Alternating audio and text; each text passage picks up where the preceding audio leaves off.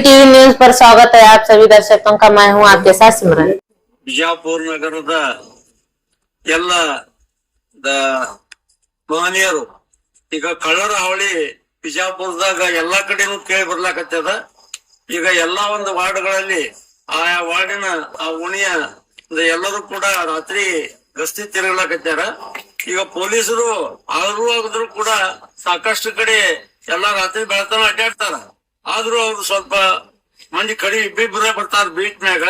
ನಾವು ಓಣಿಯವ್ರು ಎಲ್ಲರೂ ಒಂದ್ 8-10 ಮಂದಿ ಕೂಡಿ ನಾವು ಸ್ವಲ್ಪ ಶಿಫ್ಟ್ ಮಾಡ್ಕೊಂಡು ಒಂದ್ 12ರಿಂದ 3 ಗಂಟೆ ತನ ನಾವು ಸ್ವಲ್ಪ ಯಾತ್ರೆ ಎಜುಕೇಶನ್ ಅದ ಅವ್ರಿಗೂ ಕೂಡ ನಾವು ಪೊಲೀಸರಿಗೆ ಸಹಾಯ ಮಾಡ್ದಂಗ ಆಗ್ತದ.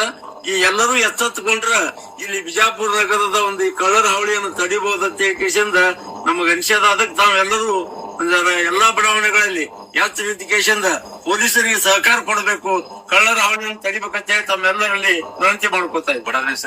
ಅದೇ ರೀತಿಯಾಗಿ ಕಾಳಿಕಾನಗರ, ಬಸವ ಬಡಾವಣೆ, ಲಕ್ಷ್ಮೀ ನಗರ, ಕಾರ್ಗಿಲ್ ನಗರ ಎಲ್ಲ ಬಡಾವಣೆಯ ನಮ್ಮ ಏರಿಯಾದ ಹಿರಿಯರು ಮತ್ತು ಯುವಕರು ಎಲ್ಲರೂ ಕೂಡಿ ದಿನಂಪ್ರತಿ ಗಸ್ತಿ ನಾವು ಮಾಡ್ತಾ ಇದ್ದೀವಿ. ಮುಂದೆ ನಮ್ಮದೇ ಅಂತಲ್ಲ ಎಲ್ಲ ವಾರ್ಡಿನಲ್ಲಿಯೂ